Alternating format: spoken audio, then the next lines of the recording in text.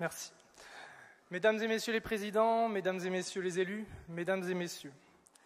Élu depuis peu au sein des jeunes agriculteurs Nord-Pas-de-Calais, il était important pour moi de vous parler des renouvellements des générations en agriculture. Vous le savez, chez JA, notre cheval de bataille est l'installation des jeunes. Il faut avoir en tête que pour l'année 2023, nous avons eu 392 installations sur un total de 761 en Hauts-de-France. Le dossier de l'installation a connu un grand changement en passant de l'État à la région, rebattant les cartes sur la dotation jeunes agriculteurs.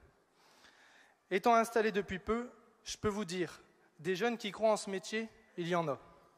Nous continuerons de nous battre afin de les installer dans les meilleures conditions possibles, avec une dotation à la hauteur de nos attentes et surtout en adéquation avec le terrain et le marché. Aujourd'hui, des jeunes qui souhaitent s'installer, il y en a. Pour autant, le sujet de la rémunération de leur travail est au cœur de leur discussion. L'agriculture est bien la seule profession où nous pouvons vendre à perte. Nous sommes la variable d'ajustement de la décision prise par nos politiques qui ont souvent bien du mal à voir la réalité sur le terrain. Alors dites-moi, avec 42% des chefs d'exploitation qui ont 55 ans et plus aujourd'hui, comment pallier à ces nombreux départs en retraite dans les 10 années à venir ? Il y a nécessité à accompagner et soutenir ces jeunes par des prix de vente corrects, en limitant la concurrence déloyale, en appliquant fermement la loi Egalim. Bah oui, cette fameuse loi Egalim, il serait temps qu'elle soit respectée, car faire la promotion de soutenir l'élevage, mais en étant incapable de leur garantir un prix de vente correct, correspondant à leur coût de production. Nous traversons une décapitalisation de l'élevage en France avec la perte en 7 ans de 910 000 bovins. Aujourd'hui, si nous voulons sauver nos élevages, il nous faut encourager les jeunes à s'installer dans l'élevage.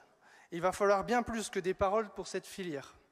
Nous voulons des actes sur du long terme et non un petit pansement pour arrêter cette hémorragie. L'installation des jeunes, qu'ils soient filles, fils d'agriculteurs ou hors cadre familial, doit se faire par un accès au foncier. C'est un sujet phare pour les jeunes agriculteurs Hauts-de-France.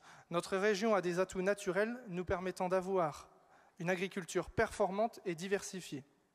Il est possible de faire des légumes de plein champ, des céréales, de l'élevage, de la vigne, de la pomme de terre, bien évidemment, et tant d'autres productions. La diversité de nos productions nous permet l'ouverture de filières, mais qu'il va falloir consolider dans les années à venir. Aujourd'hui, l'accaparement des terres agricoles à des fins d'urbanisation n'est plus acceptable. L'urbanisation massive que nous avons connue ne doit plus s'étendre sur nos terres, au péril de nos agriculteurs et de leurs outils de travail. Il est temps que nos politiques et administrations comprennent la réalité du terrain. Pourquoi je dis ça ? Parce qu'il y a encore du boulot sur la simplification administrative. Il y a encore du boulot sur la suppression de la surtransposition française. Il y a encore du boulot sur le respect de la loi Egalim, et j'en passe. Il y a quelques mois en arrière, on marchait sur la tête. Je peux vous confirmer que c'est encore le cas aujourd'hui. Si on marche sur la tête en Nord-Pas-de-Calais, on marche sur la tête partout en France. Il est temps que nos politiques mouillent la chemise pour défendre l'identité de nos territoires, celle d'une terre nourricière, vecteur d'emploi et d'activité économique. Je vous le dis, soyez fiers de vos productions et des spécificités de vos régions. L'agriculture de demain se construit aujourd'hui. Merci.